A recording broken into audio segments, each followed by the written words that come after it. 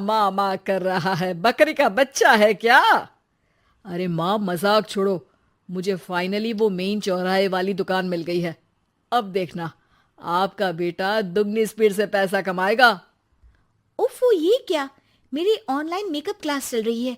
इतनी जोर से क्यों बोल रहे हो आप दोनों? अरे मेरी धर्म पत्नी जी, मेकअप क्लास बाद में करना। वो चौराहे वाली दुकान मिल गई है हमको। अरे वाह! रुको, मैं अपनी माँ को फोन लगाकर बता देती हूँ। अरे मैं भी अपने रिश्तेदारों को बता देती हूँ। कितनी खुशी की बात है। हाँ हाँ, मैं भी अपने दोस्तों को बता देता हूँ। 1 हफ्ते बाद रजिस्ट्री है। बस, घर में खुशी का मौका था। उन तीनों ने अपने अपने फोन उठाए और लोगों में बात फैलाना शुरू कर दिया। और रही सही कसर, श्वेता बहू ने अपने पड़ोस में सबको बताकर कर दी। अरे वर्मा आंटी, अब हम भी जल्दी कार ले लेंगे। घर का रेनोवेशन होगा और ठाट से रहेंगे हम भी। अरे, ऐसा क्या हुआ? लॉटरी बाटरी लग गई है क्या? अरे, इस बार चौराहे वाली मॉल में हमको भी दुकान मिल गई है। दुकान नंबर 21, जो एकदम चौराहे पर है। अब ग्राहक बढ़ेंगे तो आमदनी भी बढ़ेगी ही ना। अरे वाह, कितनी खुशी की बात है। मैं बहुत खुश हूँ तुम्हें इतना खुश देख के। बाकी एक बात कहूँ, सबको मत बताते फिरना। किसी की नजर लग जाएगी तो खुशी की खबर वापस लौट जाएगी। हैं? ऐसे थोड़ी ना होता है। अब डरा रही हो। अरे सही कह रही हूँ। काली नजर कहते हैं इस चीज को, जब आप किसी को कुछ बताओ और वो काम बिगड़ जाए। अरे लेकिन मैं तो। तुमने सबको बता दिया ना? हाँ, फोन लगा लगा के। अब बच के रहना। काली नजर बड़ी खतरनाक होती है।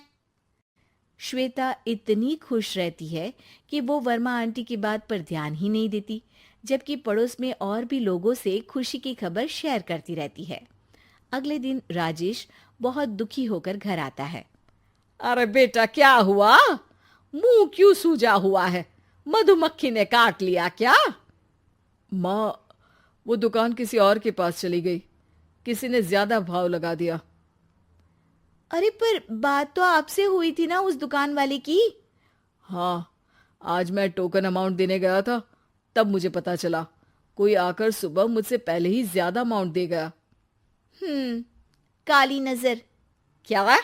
क्या कहा? वर्मा आंटी ने समझाया था कि किसी को बताना मत, वरना काली नजर लग जाएगी। अच्छा, तुम्हें उनकी बात मान लेनी चाहिए थी। उनकी बात मान लेती, लेकिन उसके पहले ही सबको बता चुके थे ना हम तीनों। अरे अगली बार से ध्यान रखेंगे। कोई भी नई चीज होगी तो किसी को नहीं बताएंगे। तीनों कुछ दिन ऐसे ही रहते हैं, पर एक दिन श्वेता को एक मेल आता है। राजेश, मेरा ऑनलाइन मेकअप कोर्स कंप्लीट हो गया। अब मैं खुद का पार्लर खोल सकती हूँ। अरे वाह, अपने मोहल्ले में ही खोलते हैं। ये जो घर के सामने दुकान है ना, वहीं। हाँ, यहाँ सस्ती भी मिल जाएगी। अगले दिन श्वेता वर्मा आंटी के पास जाती है, मिठाई का डब्बा लेकर। अरे आओ आओ, कैसे आना हुआ? जोर से नहीं बोलूंगी। वो सामने वाली दुकान है ना, वहां मैं अपनी पार्लर की दुकान खोलने वाली हूँ। उसकी मिठाई है। अरे वाह, बहुत बधाई हो तुमको। हाँ, मैं कमाने लगूंगी तो राजेश पर पूरे घर का बोझ नहीं रहेगा ना आंटी जी। ये तो है। पर ये बता कि तूने ये बात किसी और को तो नहीं बताई ना? अरे नहीं नहीं, पिछली बार गलती कर दी थी। काली नजर लगी किसी की और राजेश के हाथ से वो दुकान चली गई थी। सबको मत बताना। चलो मैं चलती हूँ, कल दुकान की बात करने भी तो जाना है। अगले दिन श्वेता दुकान के लिए मालिक से बात करने जाती है। अरे लेकिन दुकान तो हम कल रात को ही किसी को दे चुके हैं। कल ही? हाँ, कल ही। 2 दिन बाद कोई यहाँ पार्लर भी खोल लेगा। अब कहीं और दुकान देख लीजिए। अरे पर हमको भी तो पार्लर ही खोलना था। हाँ भाई, एक ही दुकान है। आधी आधी तो नहीं दे सकता ना मैं। राजेश और श्वेता घर पर हताश होकर आ जाते हैं। इस बार तो किसी को बताया भी नहीं था, अब किसकी काली नजर लग सकती है? सुनो, तुमने माँ को बताया था क्या?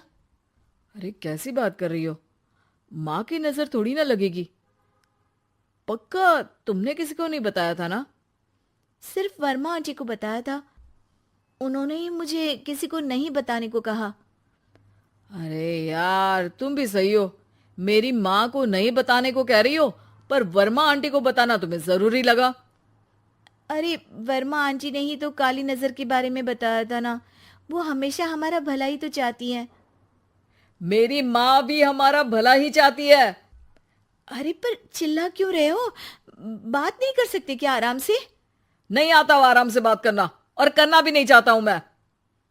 दुकान जाने का दुख गुस्से में बदल गया था और राजेश और श्वेता में बात बंद हो गई थी।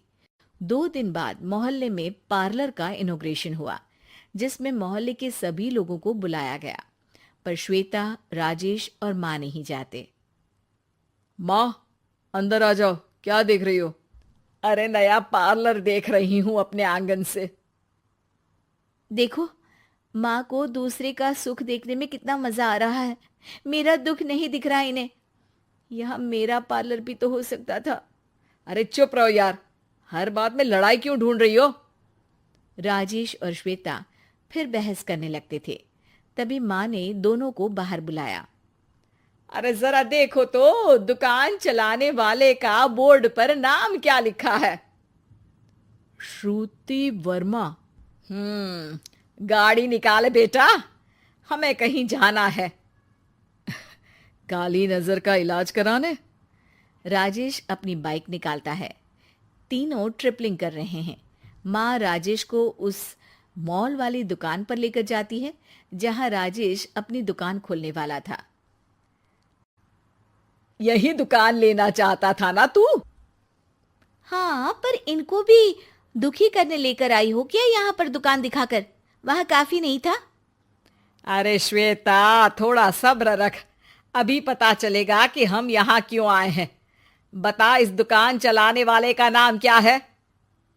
अनुपम वर्मा। कुछ समझ में आया?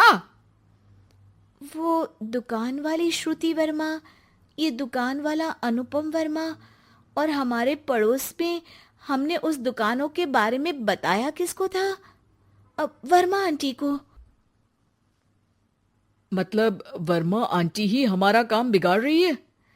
नहीं नहीं, ऐसा नहीं हो सकता, ये बस इत्तेफाक है। राजेश अपना फोन निकालता है और श्रुति वर्मा और अनुपम वर्मा के नाम फेसबुक पर सर्च करता है, जहां ये दोनों ही वर्मा आंटी के रिश्तेदार होते हैं। श्वेता को समझ में आ जाता है कि वर्मा आंटी की ही नजर खाली नजर है। अब क्या करना है? कोई भी खुशी की खबर हो तो काली नजर से बचना है, यानी वर्मा आंटी से बचना है। अरे पर मुझे ये समझ में नहीं आया कि वो हमारे साथ ऐसा क्यों करेंगी। अरे बेटा, एक सीख है, दूर के आदमी को आपकी तरक्की से कम परेशानी होगी, पड़ोसी को ज्यादा। दोनों माँ की बात में हामी भरते हैं और अगला काम चुपचाप करने की कसम खाते हैं, ताकि आगे से वर्मा आंटी कोई काम ना बिगाड़ सके।